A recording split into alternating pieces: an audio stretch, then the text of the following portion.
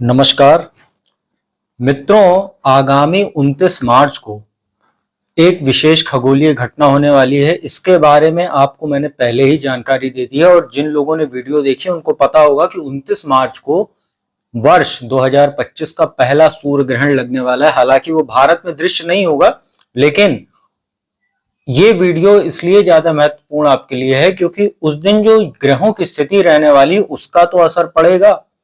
उसका कारण क्या है कि मीन राशि में ग्रहण लगने वाला है और मीन राशि में उस दिन ग्रहण के समय पांच पांच ग्रहों की तो स्थिति रहेगी ही, साथ ही उस दिन इस वर्ष का सबसे बड़ा महाराशि परिवर्तन भी होगा।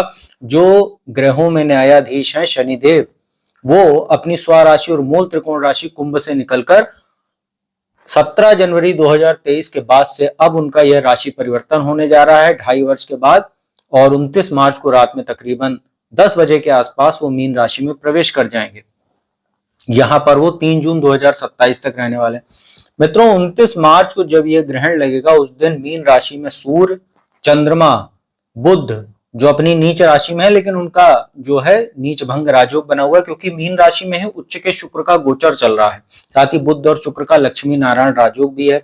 यहाँ राहु भी विराजमान है।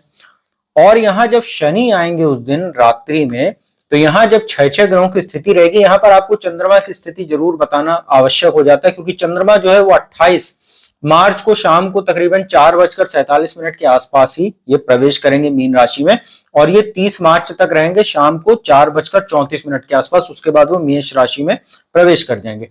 तो जो ग्रहण की स्थिति रहेगी उसके बाद से लेकर और जो अगला 15 दिन रहने वाला है, क्योंकि यहाँ चंद्रमा तो निकल जाएंगे 30 मार्च को, लेकिन 14 अप्रैल तक जब तक सूर्य नहीं उच्च राशि मेष में प्रवेश कर जाते हैं तब तक ये जो पंचग्रही योग बन रहा है मीन राशि में, इसका देश दुनिया पर बहुत व्यापक असर पड़ने वाला है। खास तौर पर आप देखेंगे कई देशों में अस्थिरता आएगी, राजनीतिक उथल पुथल देखने को मिलेगी, कई जगह सत्ता परिवर्तन भी होगा, कई जगह सत्ता संघर्ष भी होगा। सरकार जो है जहां पर है लोकतांत्रिक व्यवस्थाओं की तो बात कर ही रहे हैं, जहां पर तानाशाही है या जहां पर जो जिस तरीके के जो इस समय आप देख रहे हैं मिडिल ईस्ट वगैरह में, चाहे वो इजराइल और गाजा में चल रही है एक स्थिति जहां पर युद्ध जैसी स्थिति है, वहीं जो अमेरिका है उसने भी कहीं ना कहीं जो हूती विद्रोही वगैरह हैं उन पर यमन पर जो है अपने हमले तेज किए हैं। रूस और यूक्रेन के बारे में तो आपको पता ही है, ट्रंप के इंटरफेरेंस के बाद भी जो है रूस और यूक्रेन में तनातनी खत्म नहीं हो रही है। तो ये जो आप एक वैश्विक स्तर पर जो स्थिति देख रहे हैं वो धीरे धीरे जब जैसे जैसे ग्रहण आता जाएगा 29 मार्च को आप देखेंगे इसमें बहुत ज्यादा तेजी देखने को मिलेगी। भारत में भी आपको कहीं ना कहीं यहाँ पे भी राजनीतिक कुछ ना कुछ आपको हलचल देखने को मिलेगी और कहीं ना कहीं कुछ बड़े परिवर्तन यहां पर भी देखने को आपको मिल सकते हैं। मित्रों, यहां पर और भी चीजें आपको देखने को मिलेंगी, जैसे वो प्राकृतिक आपदाएं हो, जैसे भूकंप हो सकता है कई जगह पर आपको, जैसे जंगलों में आग वगैरह, जैसे अभी आप देखा होगा आपने कि कुछ अगर न्यूज जो लोग देखते हैं वर्ल्ड न्यूज वगैरह पर जो फोकस करते हैं, अभी साउथ कोरिया में जंगलों में आग लगी हुई है, कुछ ही दिन पहले जापान में भी आग लगी हुई थी।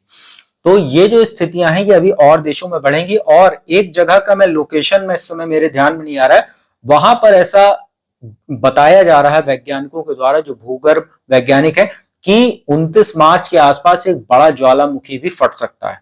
तो यह भी एक बहुत बड़ी जो है त्रासदी के रूप में हो सकता है। ग्रहण के आसपास ही घटना देखने को आपको मिल सकती है, कुछ ज्वालामुखी वगैरह में विस्फोट भी हो सकते हैं और कई जगह पर तूफान आना, साइक्लोन वगैरह आना, ये सब भी स्थितियां आपको देखने को मिलेंगी। तो ये जो स्थिति उस दिन बन रही है बहुत ही विकट स्थिति है और इसके बाद जो अगले 15 दिन रहेंगे, क्योंकि पंचग्रही यहाँ पर योग रहेगा, आपको देखने को मिलता रहेगा।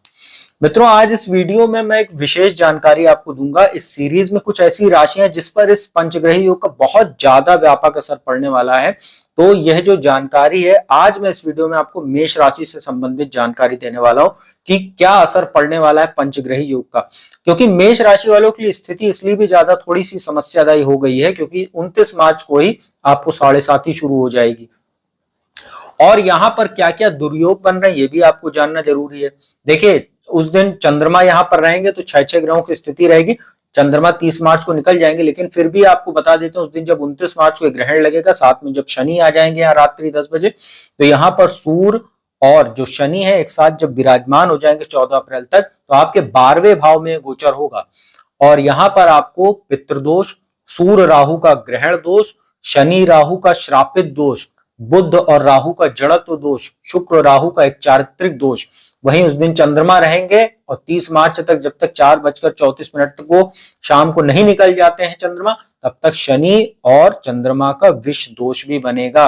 अब आपके लिए क्या स्थिति होती है इन सभी ग्रहों की, कहाँ कहाँ के भाव के स्वामी होते हैं जो प्रभावित होगा आपका?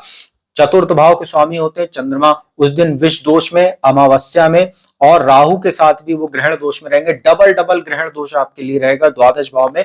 तो मानसिक तनाव आपका बहुत जबरदस्त बढ़ने वाला है। माता के साथ कहीं ना कहीं किसी बात को लेकर जबरदस्त कलह वगैरह हो सकती है घर में, या लड़ाई झगड़े जैसी समस्या, और उनका स्वास्थ्य भी प्रभावित होगा। अगला 15 दिन आपको किसी भी प्रकार के प्रॉपर्टी के लेन देन से खुद को दूर रखना चाहिए, चाहे जितना आवश्यक हो सके तो आप टाल दीजिए, तो आपके लिए बेटर रहेगा। मित्रों, द्वादश भाव में अगर चंद्रमा को 30 मार्च को निकल जाएंगे, उसके बाद जो 14 अप्रैल तक की स्थिति देखें तो सूर्य, बुध, शुक्र, राहु और शनि की क्या क्या स्थिति आपकी है। देखिए, सूर्य पंचमेश होते हैं, शिक्षा संतान के स्वामी होकर द्वादश भाव में। द्वादश भाव क्या है? खर्च का, कोर्ट कचहरी, लीगल मामलों का, तनाव का भाव होता है ये। और यहाँ पर सूर्य रहेंगे पंचमेश होकर, शिक्षा संतान के स्वामी होकर। शनि यहाँ पर आ जाएंगे 29 मार्च से, और आपके दशमेश जो कर्मेश होते हैं और लाभ के स्वामी होते हैं द्वादश में, 7.5 शुरू हो जाएगी। यहाँ बुध आपके लिए तीसरे और छठे भाव के स्वामी होकर नीच राशि में बैठे, हालांकि नीच भंग है लेकिन नीच राशि में अपने।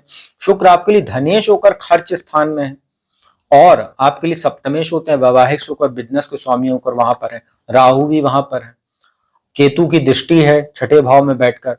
तो देखिए यहाँ पर, और इसी दौरान जब ये गोचर चलेगा आपका, खास तौर पे 30 मार्च के बाद जब पंचग्रही योग बन जाएगा शाम को 4:34 के बाद से, तो यहाँ पर आप देखेंगे कि इसी दौरान गोचर के 14 अप्रैल के बीच में 3 अप्रैल को मंगल भी आपके 4th हाउस में नीच राशि में गोचर करेंगे, जो एक और आपके लिए समस्यादायी रहेगा। एक तो मांगलिक दोष बन जाएगा, और 4th हाउस में मंगल का नीच राशि में गोचर करना कहीं ना कहीं आपके हेल्थ को, माता के साथ संबंधों को, उनके स्वास्थ्य को भी ये प्रभावित करने वाला रहेगा, और प्रॉपर्टी आदि के काम के लिए कतई अच्छा ये समय नहीं कह सकते हैं।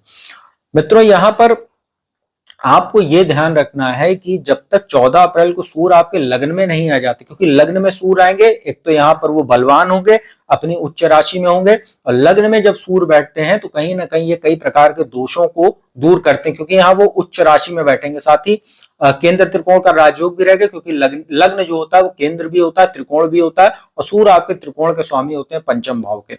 तो शिक्षा संतान में जो समस्या आपको 14 अप्रैल तक देखने को मिल रही है, उसमें अचानक से आपको कुछ राहत देखने को मिलेगी।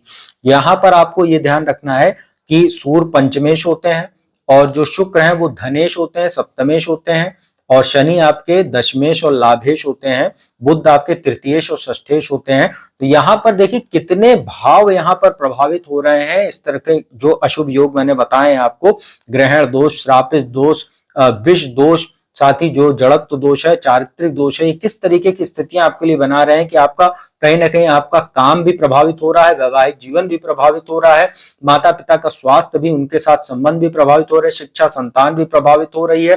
धनेश होकर शुक्र वहां बैठे हुए हैं, तो खर्च में भी अत्यधिक वृद्धि है। कहीं ना कहीं आप अननेसेसरी ट्रैवल वगैरह भी आपको करने से इस गोचर के दौरान बचना चाहिए। जब तक सूर्य निकल के आपके लग्न में नहीं आ जाते हैं, तब तक आपको विशेष सावधानी बरतनी है, क्योंकि यहाँ पर जब 3 अप्रैल को अकेले मंगल नीच राशि में गोचर करेंगे, तो आपका जो केंद्र रहेगा, पहला, चौथा, सातवां भाव, 3 अप्रैल तक तो वैसे भी वो खाली है, तो आपको बहुत ज्यादा तनाव देखने को मिलेगा ग्रहण के बाद से। लेकिन 3 अप्रैल को जब यह आ जाएंगे तो वैसे भी मंगल यहाँ कमजोर होकर बैठेंगे, तो केंद्र स्थान जो आपका है वो काफी प्रभावित रहेगा। त्रिकोण भाव में भी आपके कोई ग्रह नहीं है, तो केंद्र और त्रिकोण का कमजोर होना ये व्यक्ति को जीवन में कहीं ना कहीं अस्थिरता की स्थिति पैदा करता है, मानसिक तनाव को बढ़ाता है, और कहीं ना कहीं अपमानित और मानहानि जैसी स्थितियों को ही पैदा करने का काम करता है, व्यक्ति को भ्रमित भी करता है। तो मैं आपको फिर से कह रहा हूं, 14 अप्रैल को जब तक सूर्य लग्न में नहीं आ जाते हैं, आपको विशेष और अतिरिक्त सावधानी बरतने की आवश्यकता रहेगी। मेष राशि वाले कृपा करके बहुत सतर्क हो जाइए। ग्रहण के बाद से स्थितियां आपके लिए बहुत, थोड़ी सी चुनौती ज्यादा बढ़ रही है, इसका आप ध्यान रखिएगा। देखिए, उपाय की बात कर लेते हैं। राशि के स्वामी आपके होते हैं मंगल, मेष राशि के स्वामी, तो आप हनुमान जी की जितनी पूजा उपासना कर सकें लगातार इस समय आप एक नियम बना लीजिए। 14 अप्रैल तक तो बना ही लीजिए, क्योंकि आपको 7:30 ही शुरू हो रही है। अब आपके एक नियम में होना चाहिए हनुमान चालीसा, बजरंग बाण, हनुमान अष्टक का पाठ करना। हर शनिवार को पूजन दर्शन कीजिए जाकर, और मंगलवार को हनुमान जी का मंदिर जाकर उनका पूजन दर्शन कीजिए। साथ ही शनिवार को पीपल के वृक्ष के नीचे जाकर संध्या काल में सरसों के तेल का दीपक जलाइए, और सूर्य की भी जो है उपासना कीजिए, पूजा उपासना। सूर्य को प्रतिदिन जल दीजिए। ओम घृणी सूर्याय नमः इस मंत्र का जाप करते हुए तो आप लोगों के लिए यह जो समय काल है, जो चुनौतीपूर्ण समय काल है, काफी राहत रहेगी उन उपायों से। नहीं तो आपको थोड़ी सी दिक्कत जरूर ये जो ग्रहों की स्थिति बनने वाली है अभी से आपको देखने को मिल रहा होगा, क्योंकि ग्रहण दोष तो वैसे ही बना हुआ है, जड़त्व दोष वैसे ही बना हुआ है। तो इसका आप ख्याल रखिएगा जो मैंने बताया, और उपाय जरूर कीजिएगा जो बताया। तो मित्रों, उम्मीद करता हूँ वीडियो आपको अच्छी लगी होगी। वीडियो अच्छी लगी तो उसको लाइक कीजिएगा, कमेंट कीजिएगा, शेयर कीजिएगा। और जिसको कुंडली विश्लेषण कराना है, मेरा नंबर डिस्क्रिप्शन पर और स्क्रीन पर उपलब्ध है, उस पर संपर्क कीजिए, अपॉइंटमेंट लीजिए और कुंडली विश्लेषण का लाभ मेरे द्वारा देश दुनिया के किसी भी कोने से प्राप्त कीजिए। तो अब मैं अपने वाणी को विराम देता हूँ। अगली वीडियो में आपको जो दूसरी राशि है जिस पर इस पंचग्रही योग का सबसे बुरा प्रभाव पड़ने वाला है, उसकी जानकारी लेकर हाजिर होंगे। तब तक के लिए ओम नमः शिवाय।